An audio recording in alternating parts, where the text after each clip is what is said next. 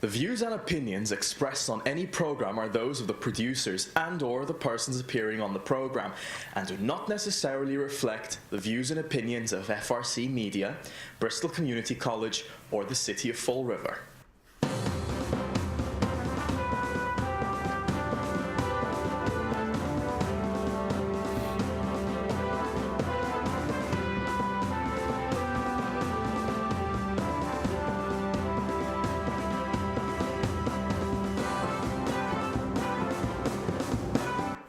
Good morning. Well, good morning, and welcome to Spindle City Straight Talk. I'm Chip. I'm CJ. And I'm Carlos Cesar. Will you stop saying your last name? Everybody knows who you are now. You've been on enough. God, Carlos, come on. I have to stop hiding myself. Give the audience a break, will you? Come on. CJ, would you do me a favor before we begin? No. Good. You can, would you give out, I had a fan, and a few fans actually asked me, he wanted to buy a Spindle City shirt, T-shirt, or some kind of shirt, and you're the guy in charge of all that stuff. So would you give him the contact information if he wants Spindle City? Well, and again, what we're going to do, all I can tell you is at this point that we do have an online store set up. We haven't yet, every so often the link appears on our Facebook page, which is Spindle City Straight Talk on Facebook. We will be posting that link, and the online store will be available on our website, which is scstonline.com. And we'll have it all up and available very shortly. We also are going to be sponsoring the Soapbox Derby in the coming days in August during the 50th anniversary of Battleship Cove.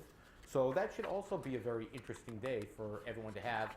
And I'm hoping that we have a stock of T-shirts available for the public and for people who wish to buy some. It's been interesting because that request has come up several times, and I know we've actually sold a couple of shirts in our online store. We haven't sold a lot, but I understand you were stalked for those.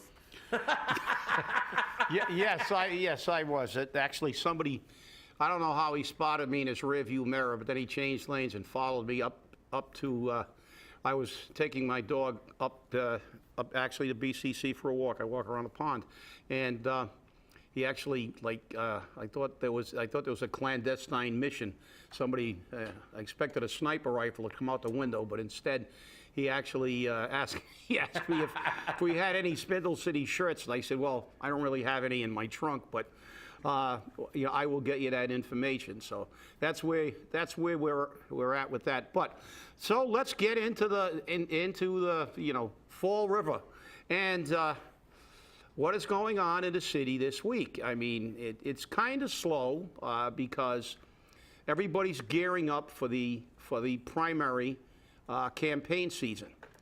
So obviously everybody is kind of keeping a low profile. I guess they're preparing their strategies, but the disinformation campaigns are out there already. There have been a few people talking about all the wonderful things in Fall River and all, and listen, don't get me wrong. I love this city. That's why I live here, and that's why I didn't move out. I could have moved out long ago, but I didn't. But to try to continually, every time a report comes out, every time something comes out which shows all the problems we have in Fall River, rather than being realistic, we have this core of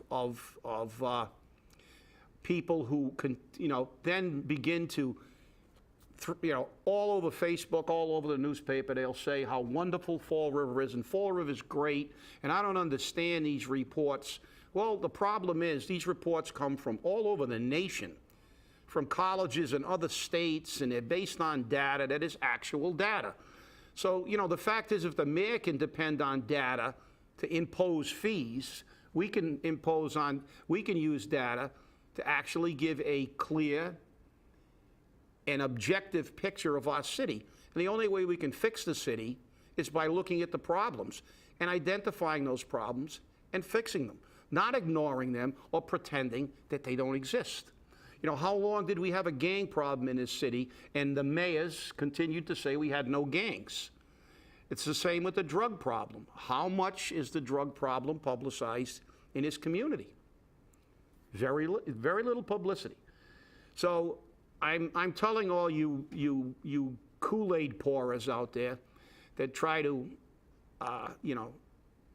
dissuade the public from being educated, you're not doing a service to this community. Obviously, this community has some good things about it, but you have to be realistic and pragmatic in order to fix anything. If your legs are 12 inches long, you're probably not going to be a 100-yard dash sprinter. That's the reality. I mean, you have to be objective. You look at our city, and, let's not try to make this city Newton overnight. The average educational level in Newton is a bachelor's degree. The average income is $113,000, the highest income of any city of our size in the Commonwealth. And you look at Fall River, and our household income is between $31,000 and $34,000, depending on where you're looking, and we're the second lowest. So, we can't go from the worst or the second worst to the best. You have to work with your gut first. First, we have to bring people back into this community who will work, who pay taxes, because only 37% of the people in this community own property. And 78% of the people in Newton own property. So the fact is, statistics don't lie. You can manipulate them, but when you want to look at them objectively, it's pretty clear. We've got problems in this city, and our mayor and our city council categorically refuses to admit that any of these things exist. It was kind of refreshing to see Steve Long reading the statistics that I've been basically giving the city council for the last 3 years. But it's nice to know actually one city council actually looked at this and said, wow, we got a serious problem here. So this is where we're at. And I have this book. I'm not going to read it tonight, but if you can get something, it's called Labor's Untold Story. I've read it numerous times in front of the city council. For all you delusionary people who talk about the golden era of Fall River, this is about the real golden era. If you go in there, you'll see that workers from Fall River in the 1800s were called in front of the Senate because of the low wages. Yeah, we did have a time when Fall River had well over 100,000 people, and we had fundamentally full employment. But that's when they chained the kids to the machines, and they were working for about 6 cents an hour. And we had very rich and very poor. And when you look at Fall River today, it hasn't changed much. There's no middle class. We had a middle class for a while, and it's evaporated.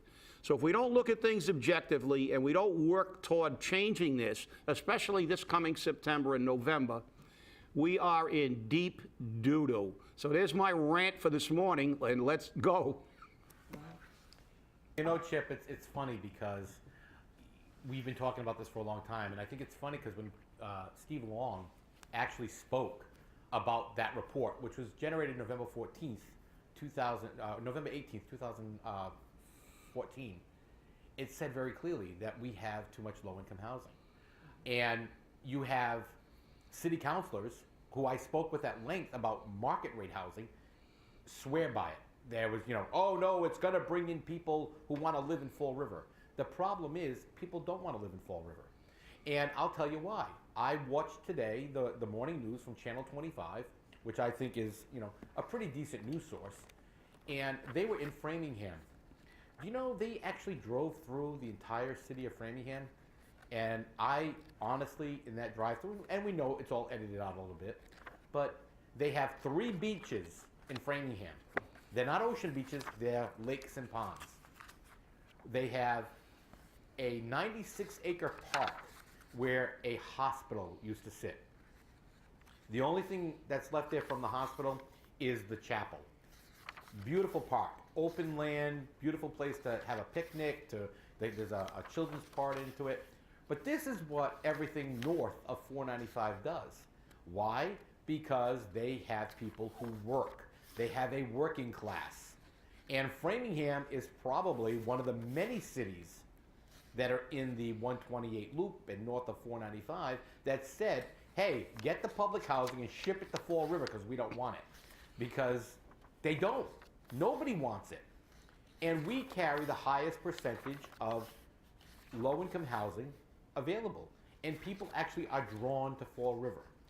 And the sad part about it is that, I went to a building in the Flint, which is going to become a neighborhood association, neighborhood center, and there was tons, I don't want to say tons, I don't want to exaggerate, but there were a bunch of used hypodermic needles in the yard, and they had just cleaned it up, and they came back and they put them all back in the yard again. And this is one of our problems. And then you got the governor saying, oh, we're going to give millions and millions of dollars to attack addiction. You know what? Addiction is not a disease. Diabetes is a disease. Cancer is a disease. Mental illness is a disease. Addiction is a choice. You weren't born with a needle in your arm. You weren't born swallowing Percocet. You chose to do that. That's like people say alcoholism is a disease. It's not a disease, okay? It's an ism. Do you know what isms are? Isms means inside me. That's a choice you make. I have been a healthcare practitioner for over 26 years, and let me tell you something. They say, nurses can't talk like that. No, I can. I can, and that's the case. We can no longer support addiction. We can no longer support the activities that's going on. I mean, I picked up the paper and I looked at this and I said, 4 arrests for prostitution in Fall River. Where? On Morgan Street. And the neighbors called to complain about it. Well, if the city knows where it is, do something to change the composite of that area. Do something to change the composite of the entire city. When you are the magnet for people who don't work, how are you going to have economic development? There's a lot of people say, oh, we need better housing, we need better this, we need better that. No, we need landlords who won't take Section 8. We need landlords who won't take home base. We need landlords who are going to say, you want a job, you have to work. You don't work, we don't have a place to live here. I'm sorry. And we have to do that. And we have people fighting and having special emergency meetings at the Zoning Board of Appeals so that they can keep their group homeless shelters open. Okay? And my heart goes out to the homeless. I have worked in soup kitchens and food banks, and I do a lot of that. And I do things actually to help them get on their feet, not to just support their homelessness. And that's what the Commonwealth does generally. And we can look at that just alone from our Office of Fall River Economic Disaster, and here's my segue, okay? He has done everything because he's been forced to. He's been forced to. The decisions, the crazy decisions, I'm quoting, paraphrasing some of the things he said, the crazy decisions he's had to do. And he even turned around and said that once New Bedford had pulled out of the casino race, if Flanagan was still in office, Flanagan would have called him into office right away and say, hey, what can we do to get them to come to Fall River? You know, a $500 million casino cannot be, substantial, cannot sustain itself in Fall River. It can't do it. You can't put a destination decision here, casino here. Look at Foxwoods and Mohegan Sun. They're suffering massive losses, but we're going to put them in Fall River. No, instead they're going to go to Brockton, okay, which is very close to Everett. So they're moving it all the way out there, and there's no way directly to get to the casino. You got to drive through the middle of Brockton. This is going to be a fiasco. But again, Fall River takes the shaft end of the stick. Yeah, but you got to realize though that it's almost like, you can say it's a conspiracy theory, but the reality is it's almost like the state wants to keep southeastern Massachusetts just the way it is, because we're the dumping ground. As I said on numerous occasions, it's like in Boston, they say if we ever gave the state an enema, we know that New Bedford would be the left cheek and Fall River would be the right cheek. And that's the reality, because it's almost like they want to keep it. Now, Brockton, putting a casino in Brockton is absurd. It's going to be with it, less than an hour away from the Boston casino. And it's actually less than an hour away from Plainfield. That's right. So you got right in the middle of two casinos. And it's absurd. I mean, look at the devastation that Twin Rivers and just Twin Rivers now that's got table games has wreaked on Foxwoods already. And as far as Kenny Fiola is concerned, Kenny, grow a set. Stop whining like a little baby. Who made you do it? The devil? Did the devil make you do it? To quote Flip Wilson's character there, Geraldine Jones. Yeah, the devil made me do it. You know, come on, Kenny. Nobody makes you do anything. Have some character, have some integrity, have some courage. You are supposed to be working in the best interests of the economic development of Fall River and Greater Fall River. Don't tell me that they made you do it. No, what made you do it is you sucking that 200 grand out and getting 20,000 every quarter from the parking garage and all the money you're making. That's what made you do it. It wasn't Will Flanagan, and it's not going to be Sam Sutter, and it wasn't the mayor before him. You've been here for 20 years. This city still is a mess. We have no economic development, so stop crying and blaming everybody else. They made me do it. They made me do it. Bullshit. Oh, by the way, Chip, we've got to finally introduce somebody. We haven't had her on camera yet, and she's sitting here in the control room, and she's learning the operations of our studio. And I'd like to bring Nisa on as our new production staff for sure. And it's going to be interesting. And here she is now. So there she is, everybody. She is part of our new production staff, a TV star in and of herself. And she has come to us with some great background. And again, people are dying to get a hold of us, Chip, one way or the other. And I'm not sure if we really want that. Well, once they say Nisa, they're not going to look at us anymore. So That's it. We know why they'll be watching. Yeah, exactly. But we just have to welcome her to this mess. Yes, welcome. And by the way, Nisa is bilingual, and we have.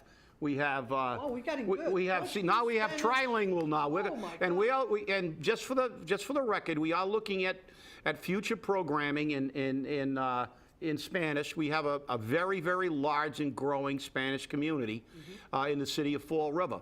And no one really has done anything to direct programming to that group. And it's great to have her on board. And she's going to probably get horrified more than once in the next few weeks because she's not used to dealing with Spindle City Straight Talk. But the fact is, it's great to have somebody on board, and she's ready to go. Don't pass your phone out. Yeah.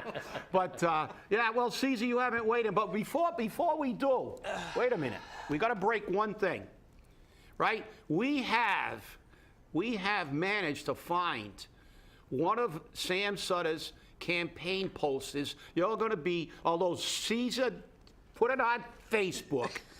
We wanted to break it, but this is going to be one of his new campaign signs, so don't be surprised before the primary if you see these popping up all over the city. CJ, can we run that?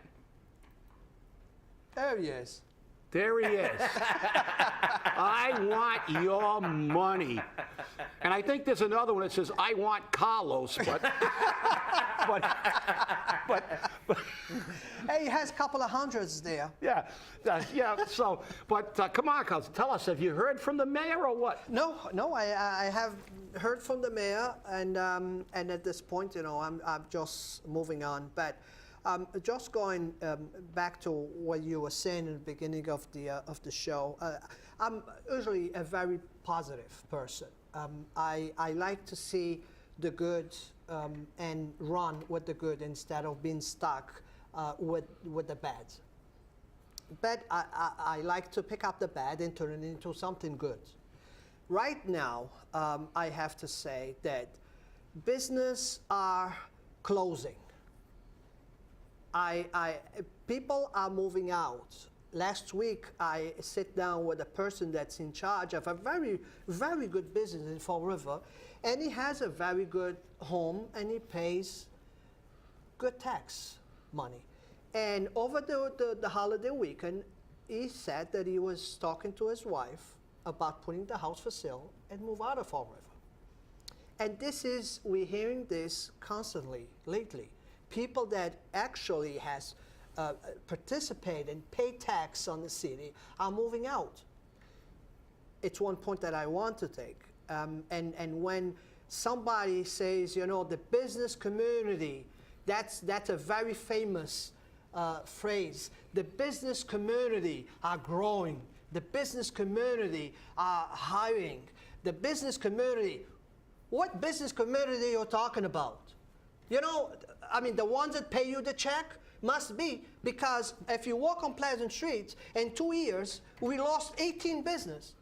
Next month, another business going to close the door on Pleasant Street. They're already selling out everything. So what the hell of business community that you're talking about that is growing that much? And we have a higher unemployment rate too. We're almost double the state average in unemployment. But this is the problem. And let me say something, because we've been kind of really laying out some reality here. And let me again, because a lot of people say it's negative. Look, it's not negative. Carlos is a classic example. Neighborhood leader, man who's trying to make the city a better place, a place where people want to come, people that want to participate, wants to get people together. And that's what we need in the community. But what we need is a community that people want to come to. We don't need a community. Look, we've got almost double the unemployment rate. We've got 23.3% of the people living below the poverty level. We have basically no middle class. We have continuing fees and tax raises, and they continue to say, well, you have to tax. Well, Milton Friedman, who I always quote, because what the hell does he know about economics? He only won the Nobel Prize for economics. So, but he said that taxes, all taxes are regressive. They hurt the economy. And we had a time in Fall River where people worked. They weren't the greatest jobs in the world, but they were jobs. And that's when we had restaurants and businesses. And, we don't hate Fall River. I love the people in Fall River. When I got out of the service, I chose to come back to Fall River. I had job offers in Hawaii, California. I came back to my hometown because I missed Coney Island hot dogs and Fall River chow mein and a Cherie sandwich at Billy's. We've got a lot of unique things in Fall River, and we have a lot of good people in Fall River. Mm-hmm. But the fact is that those good people are leaving. A lot of those good people that I saw when I came back from the service, I now see them when I go to Somerset or Swansea or Westport, or I'm at a function and I run into some old friends of mine. I find that the majority of them no longer live in the city. Mm-hmm. As a matter of fact, most of the guys that I began on the fire department with, at the time where virtually everybody lived in the city, I would say 85% live out of the community now. Mm-hmm. So look, we're not saying this to be negative or to be mean or to be whatever you want to characterize it as. It's an objective, pragmatic view of what's wrong with Fall River. And we can't have people doing what you said. We hear that all the businesses, it's booming, we're employing people. No, we're not. No, we're not. We've got almost double the state average in unemployment. We lead in crime and drug use, and that's where we're at the top at. Mm-hmm. We're at the top at being the worst city in the state economically. But if you listen to the politicians, everything's going great. We're going in the right direction. And Kenny just says they're twisting my arm. And another thing is, just on the waterfront, it's a perfect example. Everybody talks about this new beautiful restaurant, but nobody talks about, because of that beautiful restaurant, another one closed down. Yeah. Right, 100 feet away, a quarter of a mile away. Yeah. They closed down. Why? Because it's only a certain number of people that go out. Either they go to this restaurant or that restaurant. This restaurant serves better than that one, or they have more friends coming to this one. The other one's going to go out of business, and that's exactly what happened. But another thing is, what's this? We need to change the system that supports the business at City Hall. Okay, I have a restaurant that's about to close. They don't have the license to run because the owner of the building don't fix the building, and they hold his license. So I approach the City Hall with 2 different locations. One was a restaurant that closes down, and for 3 weeks I'm trying to find out if the city pull up the permits or the license from that restaurant so they can rent that restaurant, or if this other building needs to have sprinkler system to have a restaurant there. And I'm been holding for 3 weeks to hear from the inspectors. 3 weeks to tell me if from the license board if that location lost the license, restaurant license, and another location just to look on the plans and to tell me if that location needs a sprinkler system to open a restaurant there. 3 weeks. So by the time the inspector's gonna get back to me with the answers, this business, another business, is gonna be out of business. I don't understand. And you know, Carlos, this is interesting because in New Bedford, they actually have a system in place. 90 days from start to finish of all the permitting and all the startup for a business. 90 days. No, you enter into the mayor's office, you sit down with every department head, you come up with the plan, you come up with everything, boom, all the permitting's done, 90 days. We need to change the system. Right, it's not working. Fall River won't do it. Fall River won't do it. We had Flanagan who never did it. We had Eddie Lambert who never did it. We had Bob Correa who didn't start it, and we have Sam Sutter who hasn't even tried to start it yet either. And this is the problem, because if you can't get permitted to start your process within 90 days, why do you want to come here? I'll go to New Bedford. Why do I want to come here? I got to wait 90, 120, 180, 240 days to get a permit. It's not worth my time. But the fact is that, as I said earlier in the show, it's almost like it's done by design. I don't know if anybody can be incompetent this long. And I said I wouldn't read the book, but this is fascinating when you look at it. I'm just going to read an excerpt because it's about a paragraph.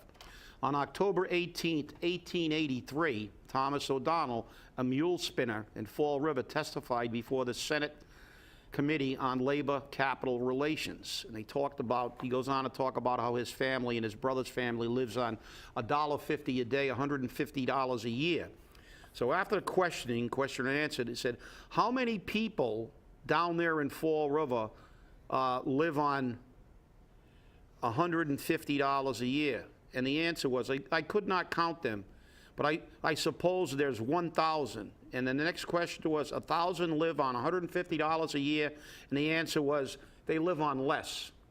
And isn't it ironic that, was it 2 weeks ago I went before the council, CJ, and stated that 22% of the people in this city of Fall River, their household income is less than $15,000 a year?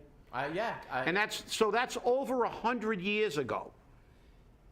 And it's fundamentally, if you divide it by 100, it's the same thing. They're living on $150 a year in comparison.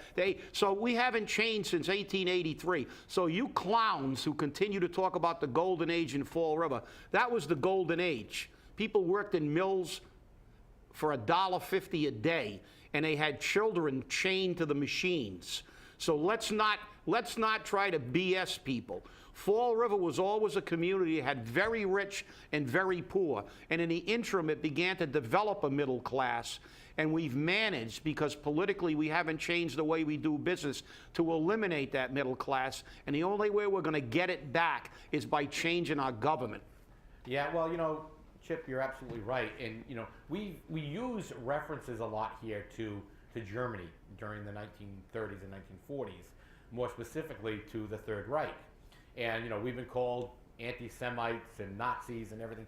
But you know what? When you look at how the government was set up there, Hitler took a country that was bankrupt, had nothing, and made it a superpower in 3 years.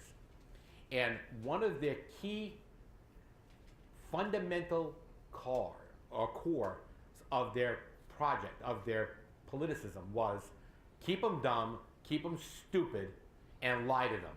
Because if you lie enough, they will believe it. That's what Goebbels said. That's right. And guess what? This is what we have now. And we're still doing it in Fall River, and it's still happening. But you know what? We're out of time. Another one. Another one. Hey, have a great weekend, everybody, and we'll see you on Monday. Thanks for watching. Very good. Thank you. Stay angry.